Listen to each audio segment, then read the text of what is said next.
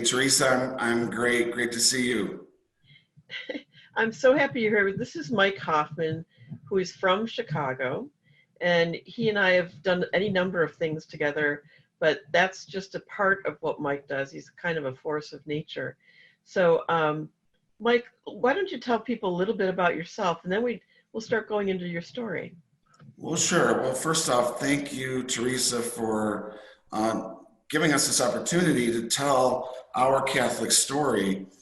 It's a wonderful idea. I'm so glad you're doing this. So I totally support, this type of sharing acknowledges our Catholic identity, even in the midst of terrible abuse. But we are still Catholics, and there's a deep Catholic identity that I'm happy to share with you guys today. That's really wonderful. And Mike, you and I, we go back a long time. We've known each other. We've never met in person, That's true. but we've known each other since 2014. Yes. And as survivors, we connected through Tom. Our Yes. your yeah. He's been interviewed, and the audience has met him already. Good. Good. Um, and Well, and so let's talk a little bit about your story. sure. I'm happy to. So, I am a survivor of clergy sexual abuse. The priest at the time was a dear friend to my parents. And frankly, they felt any time I spent with him would be quality time spent in a mentoring type of relationship. And the ages of abuse were from 10 until 15 years old. And that is, for any child, is one of the most tender and sweet, most innocent times in life. And I would never want my children or any child to endure what was imposed upon me. And so that's really the focus of what I'd like to talk about today is not necessarily the acts of abuse that happened to me and other children, but the acts of recovery from that abuse as we move forward. Yeah.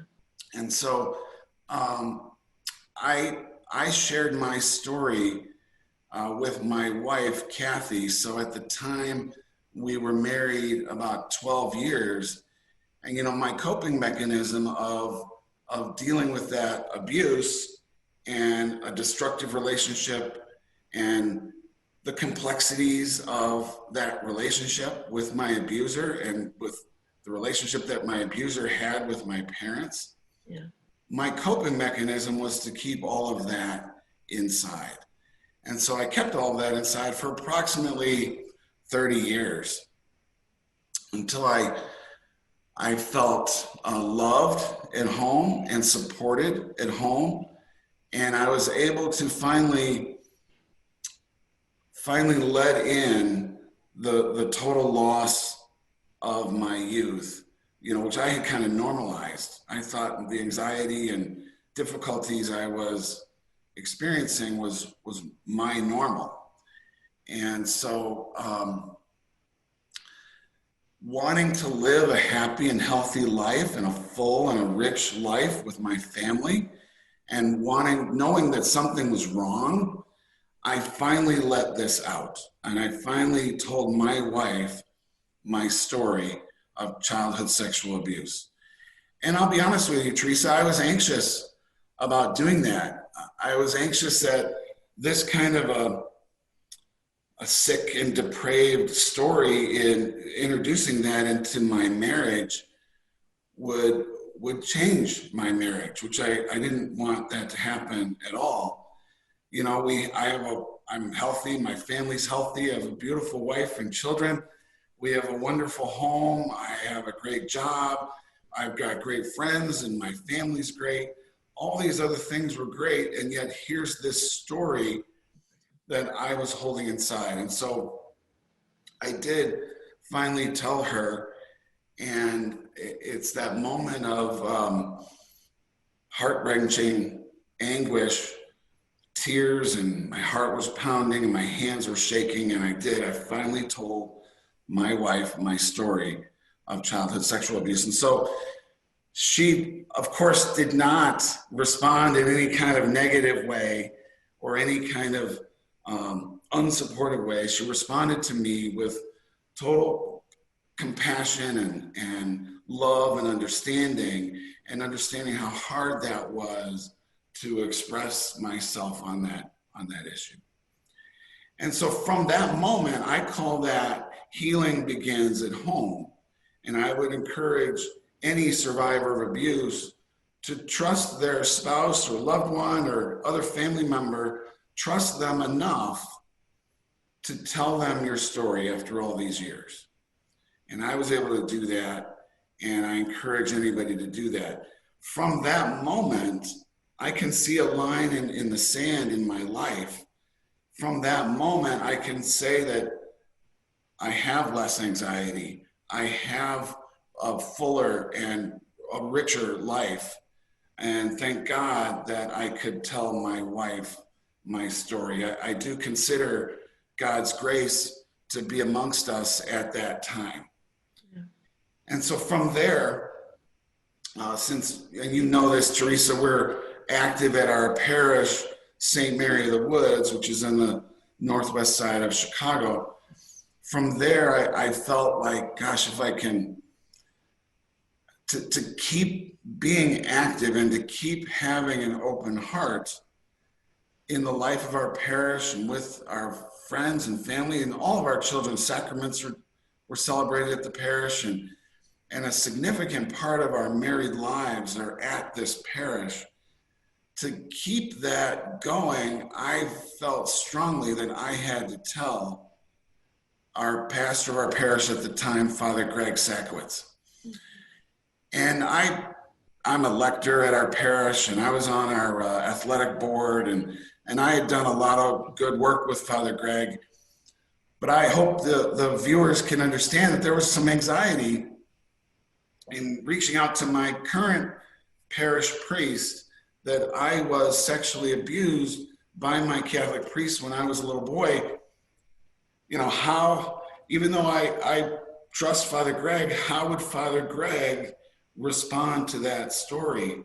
And I was anxious about this, but I didn't let that stop me. I trusted him enough, and I knew him enough, and I cared about the relationship enough that I called him and I asked for an appointment. So a couple of days later, we met, and I was anxious in the room, but I finally told Father Greg my story of being sexually abused by a Catholic priest when I was a little boy. And he responded, he's like, Mike, I thought you'd come in here and say there was a health problem, or maybe there was a problem at work, there was a problem with the kids, or maybe there's a marriage argument in the marriage or something like that. He said, I never anticipated that you'd come to me with this story. And then he thanked me for telling him my story of abuse when I was a little boy. Because that experience went so well, I began to feel more comfortable to reach out to the Archdiocese of Chicago and tell the officials of our local church here my story of abuse. And from that moment, I began the independent review board process, which is a healthy process. And I was able to tell my story to officials of the church, and they received my story with decency and compassion and professionalism, which again, there's some understandable anxiety finally telling your story to officials of our local church, and that anxiety wasn't necessary. That's energy that I spent that I didn't need to spend, because I met people like Leah McCluskey, I met people like Tom Therial and Myra Flores, who received my story and all survivor stories with decency and professionalism and compassion and respect. So from that experience, I felt believed, that they hear me and they believe me. And if you can imagine, I know you can, that is a healthy and healing moment in my life. And so that's just a quick summary of my healing journey. You know, from there, I did have participated in independent counseling, individual counseling, and also support group for abuse survivors for approximately a period of close to 4 years. And so I don't mind talking about that because that's an integral part of a therapeutic healing journey.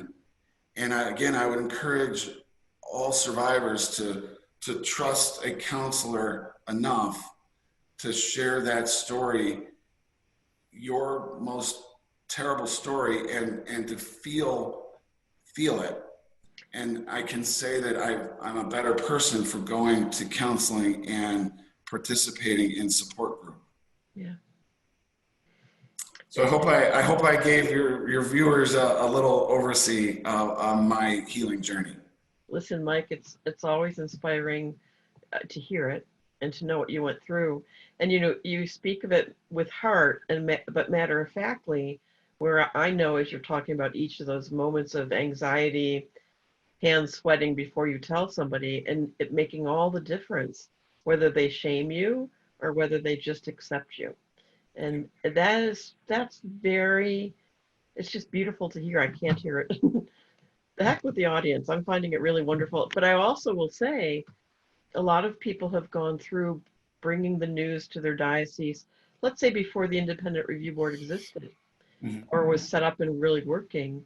You know, the reactions of different dioceses and religious orders aren't always great in the past, but it would be really good if people, find the courage to try again, just to reconnect with the kind of people that we know, with Tom and Myra and Liam and everybody, really. Yeah. That process of coming forward to the officials of the church and going through whatever process it is, it was consistent with my Catholic identity. My parents raised me Catholic, and they were devout Catholics, and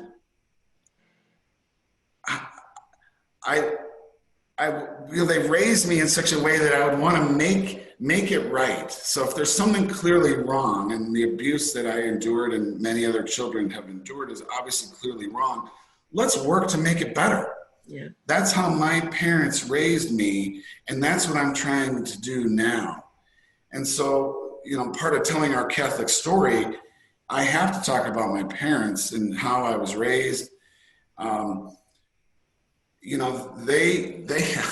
They had said to me in the middle of my process and coming forward, they said, Mike, don't be afraid to tell our story. If our story can be a source of forgiveness and healing, then they totally support me. And I say that as a tribute to my parents. They thought they were doing the right thing. And in most cases, they are. Being an altar boy, volunteering at the church, being a part of the youth group is healthy, is good. My particular story with that particular priest obviously was not healthy and obviously was not good. But I don't want to allow the good that comes from active parish life to be clouded over by the effects of one bad man. And our family, and we came from a good parish, and we were good Catholics.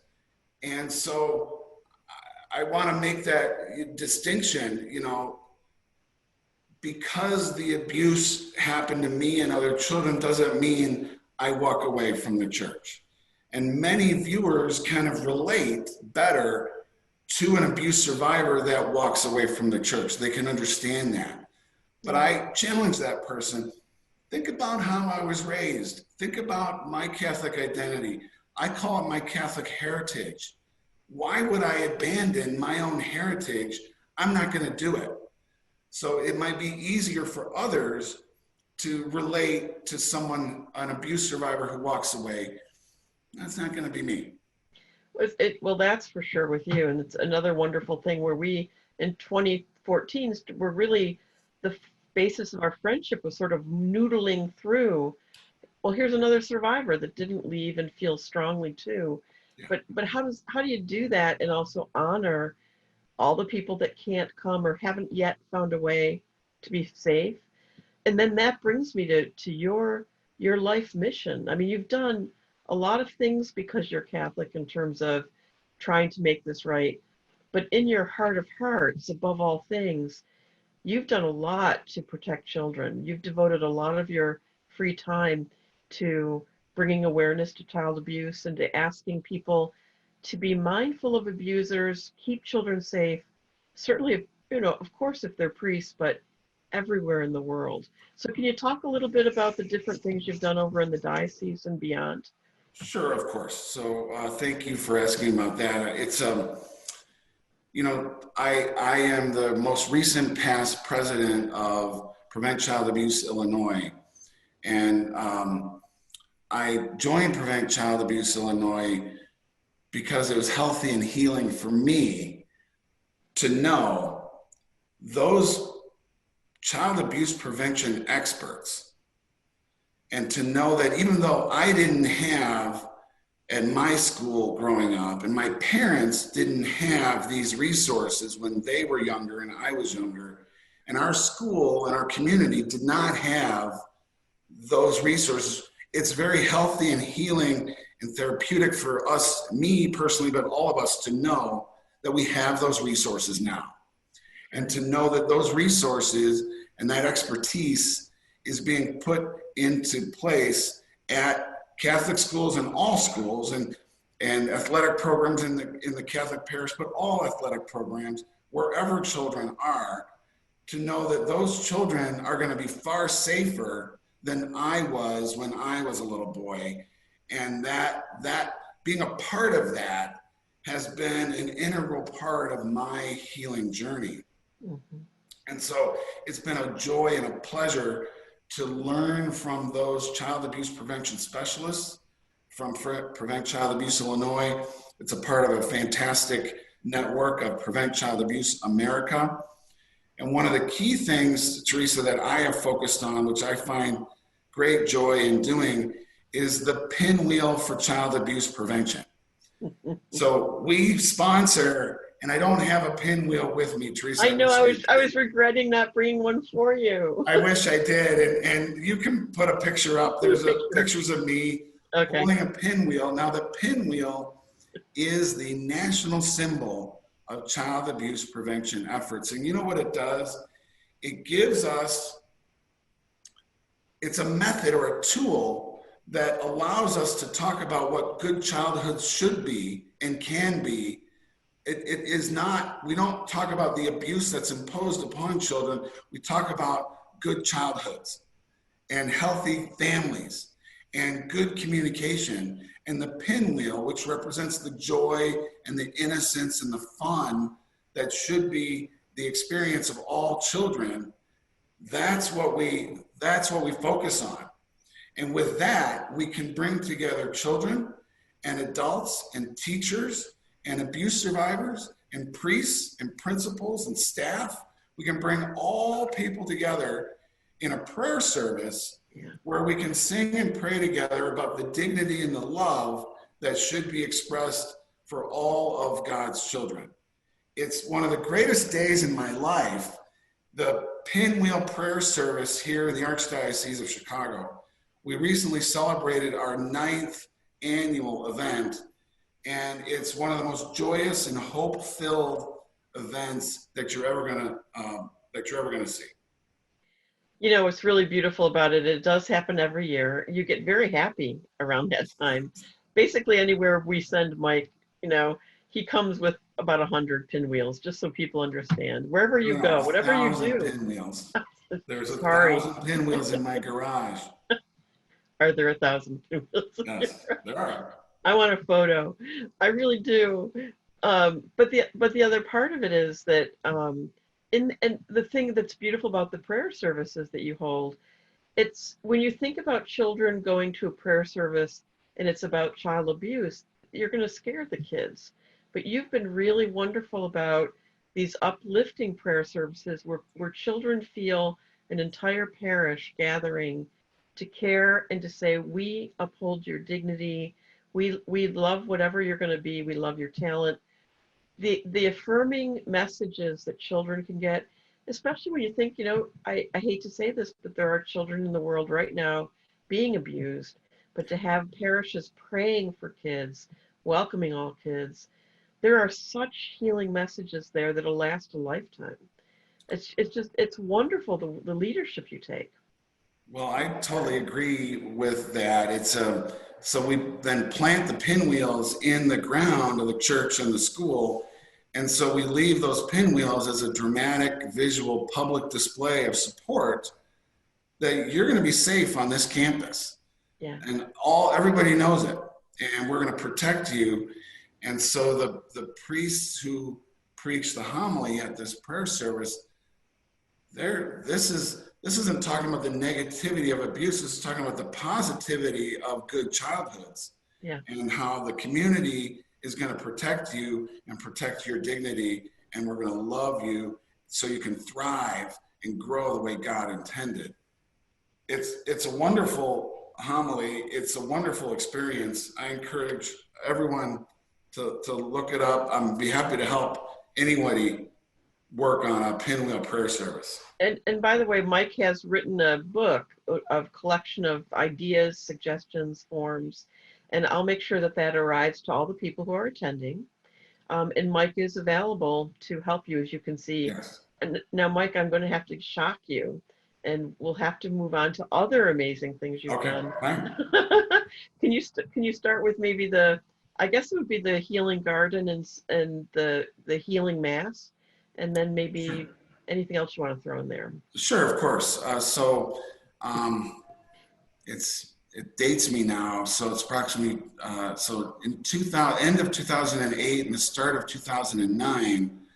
I, along with Matt Honeycutt, who was our victim assistance coordinator here in the Archdiocese of Chicago at the time, we set up a meeting with Francis Cardinal George to propose something to publicly acknowledge the abuse, but more than that, because it's all been publicly acknowledge the healing that can happen.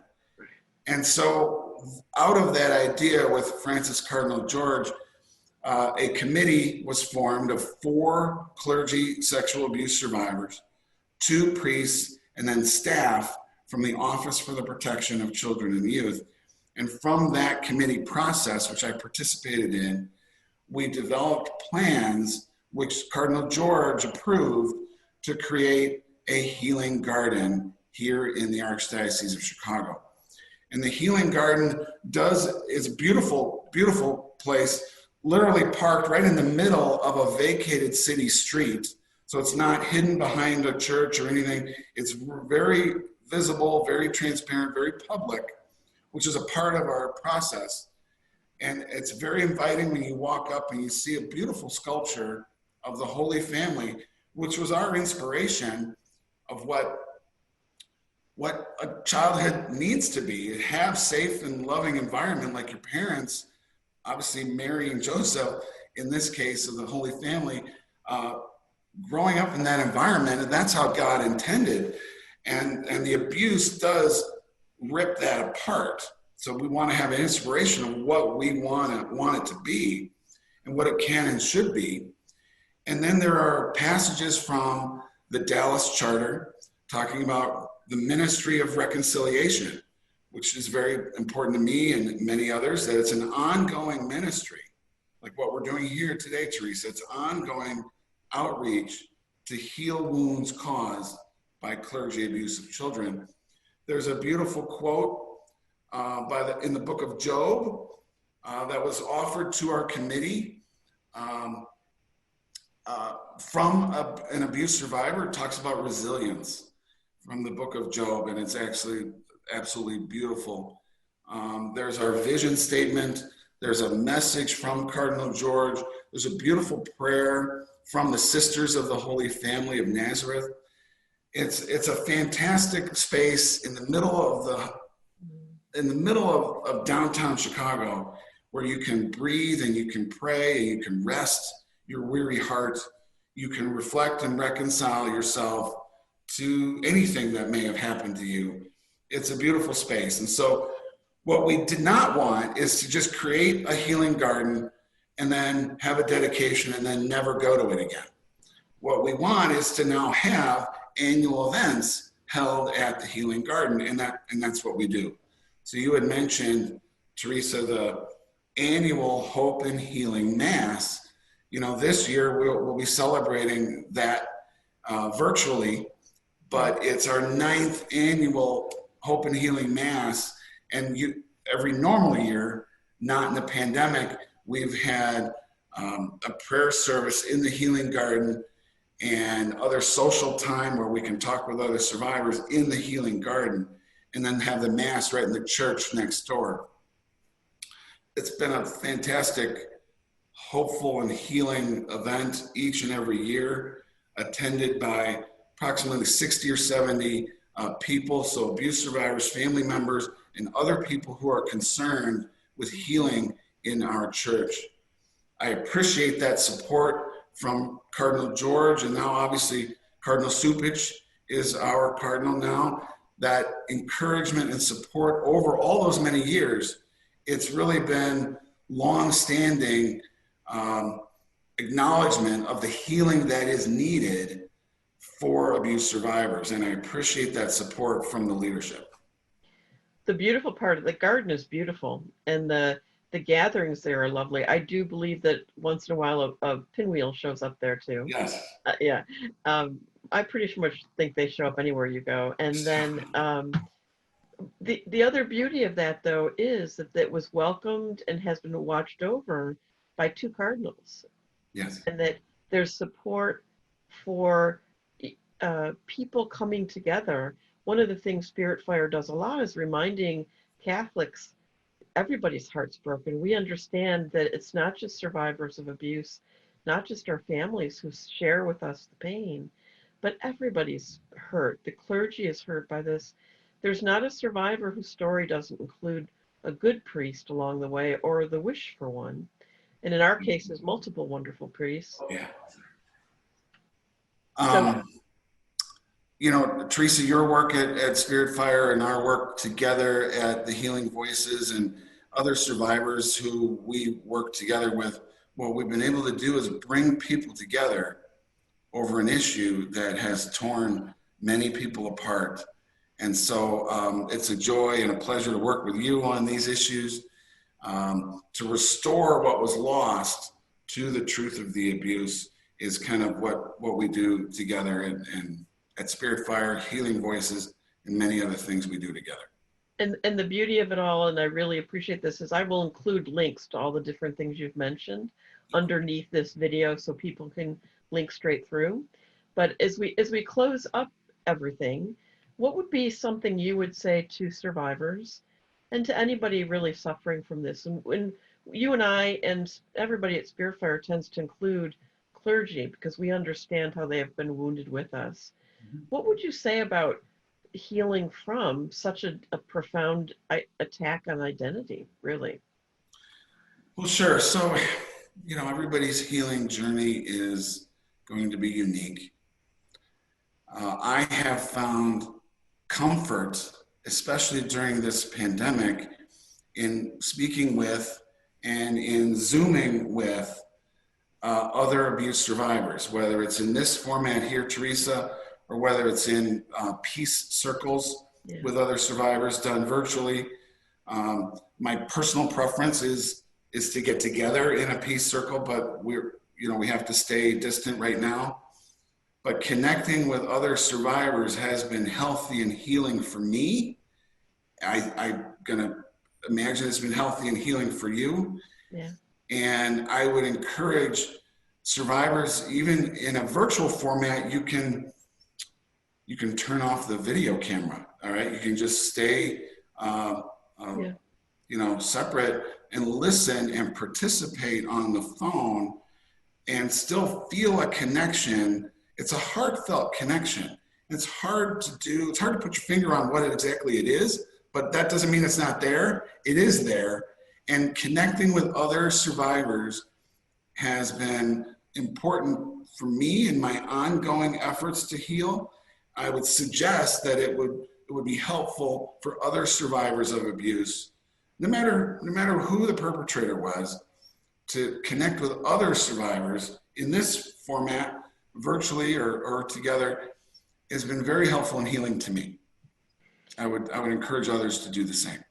Well, thank you. And that coming from somebody who's been a technophobe in an earlier iteration of himself, but you're a new person now. That's right. If I can Zoom, you all can Zoom. Well, thanks, Mike. It's great talking to you, and I'll talk to you later, but thanks for joining this. Great. And Teresa, once again, telling our Catholic story is a fantastic project, and I love that you're doing this. Thank you for doing it. Take care, friend. God bless.